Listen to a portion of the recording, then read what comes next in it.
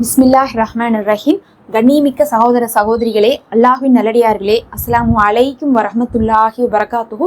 அல்ஹம்துலில்லாஹ். அல்லாஹும்ம ஸல்லி அலா முஹம்மதின் வஅலா ஆலி முஹம்மதின் வபாரிக் வஸல்லிம். இன்னைக்கு நம்ம பார்த்தீங்கன்னா ஒரு சிறப்புக்குரிய சூறாவை பற்றி பார்க்க போகிறோம். சின்ன சூறா தான், ஆனால் சின்ன சூறானா நம்ம பார்த்தீங்கன்னா மனப்பாடமாக வச்சிருக்கக்கூடிய சூறா கிடையாது, ஓரளவுக்கு பெருசுன்னு சொல்லலாம். 90வது சூறா பலதை பற்றி தான் நம்ம பார்க்க போகிறோம். இந்த சூறா உங்களுக்கு செல்வத்தை நிரப்பமாக கொடுக்கும். அதுவும் இது பார்த்தீங்கன்னா புது மாதம் ஆரம்பிச்சிருக்குது.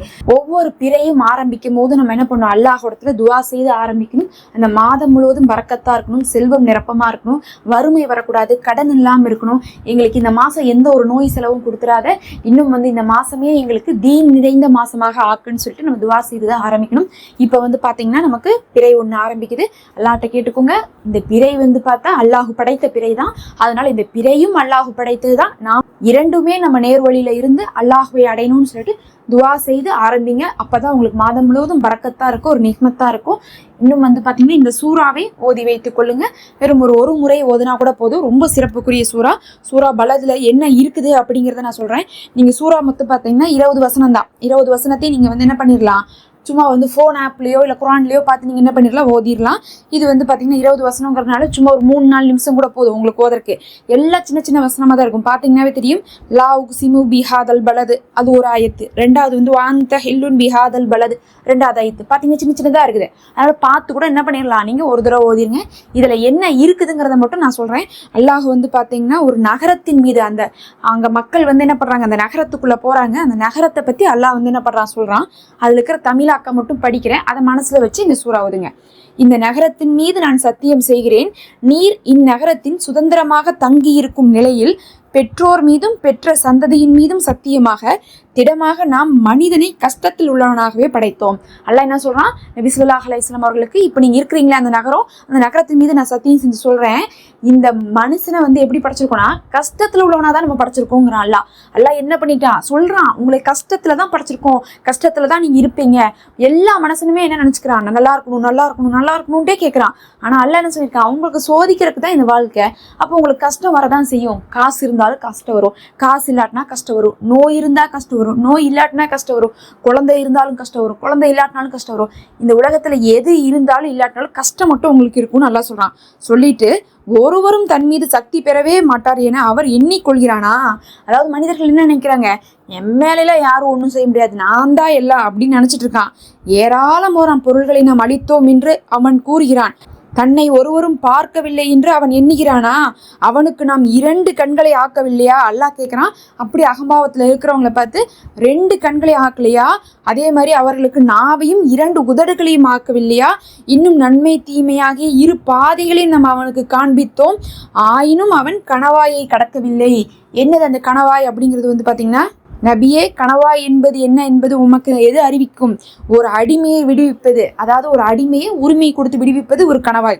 அப்படி இல்லாட்டினா பசித்திரவங்களுக்கு உணவளிப்பது கணவாய். அப்படி இல்லாட்டினா உறவினருக்கோ இல்லை அனாதைகளுக்கோ அவர்களுக்கு பார்த்தீங்கன்னா ஏழைகளுக்கோ அவங்களுக்கு உணவளிப்பது, அதையும் அல்லாஹ் சொல்றான். அதே மாதிரி ஈமான் கொண்டு பொறுமையை கொண்டு ஒருவருக்கொருவர் உபதேசித்து இருப்பதும் ஒரு கணவாய். அந்த கணவாயை கடக்கல அப்படின்னு நல்லா சொல்றான். இதெல்லாம் செய்யணும், இதெல்லாம் செய்யலைன்னா நீங்க என்ன பண்ணல, அதை கடந்து வரலன்னு நல்லா சொல்றான். அத்தகையோர் தான் வலப்புறத்தில் இருப்பவர்கள். அவங்க என்ன பண்ணுவாங்க, வலப்புறத்தில் இருப்பாங்க. ஆனால் எவர்கள் நம் வசனங்களை நிராகரித்தார்களோ அவர்கள் இடப்புறத்தில் இருப்பாங்க. அதாவது அல்லாஹ் சொன்ன விஷயத்தை செஞ்சவங்க வலப்புறம், அதாவது சொர்க்கத்துல இருப்பாங்க.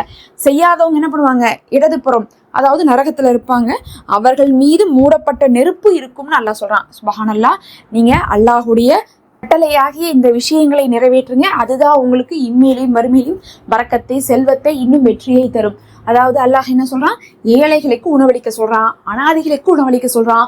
அதே மாதிரி உறவினர்களோ யாரெல்லாம் கஷ்டத்துல இருக்காங்களோ அவங்களுக்கு உதவி செய்ய சொல்றான். அதே மாதிரி பொறுமையை கொண்டு ஒருவருக்கொருவர் உபதேசிக்க சொல்றான்.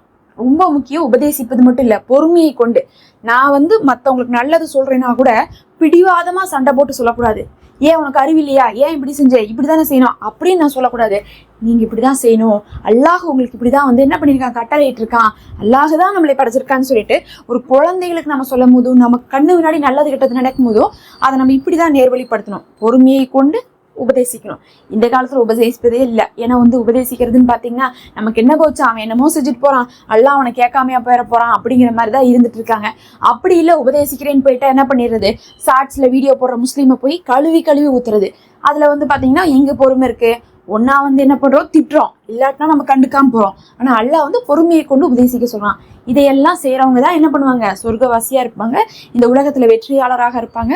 அவர்களுக்கு தேவையான எத்தனையோ விஷயங்கள் நம்ம கொடுத்துருக்கோம், இன்னும் அல்லாஹ் என்ன பண்ணுவான், அதிகமாக கொடுப்பான். இதை ஓதுங்க, ரொம்ப பரக்கத்தான சூறா. இதை ஒரு முறை ஓதிட்டு அல்லாஹுடைய பாதையை பின்பற்றி நடங்க. இந்த மாதம் முழுவதுமே உங்களுக்கு ரஹமத்தும் பரக்கத்தும் நிரம்பி இருக்கணும். ஆமீன் யா ரப்பல் ஆலமீன். உங்க துவாலை என்னையும் சேர்த்தி கொடுங்க. நானும் வந்து பிறை பார்த்ததுக்கு பிறகு உங்களுக்காக துவா செய்து கொண்டேன். அல்லாஹ் நல்லதை வைப்பானாக. அடுத்த ஒரு வீடியோல பார்க்கலாம். மறக்காம லைக் பண்ணி ஹைக் பண்ணிக்கோங்க. நம்ம சேனல்ல மெம்பர்ஷிப் இருக்கு, விரும்புறவங்க ஹதியாவா ஜாயின் பண்ணிக்கோங்க. அஸ்ஸலாமு அலைக்கும்.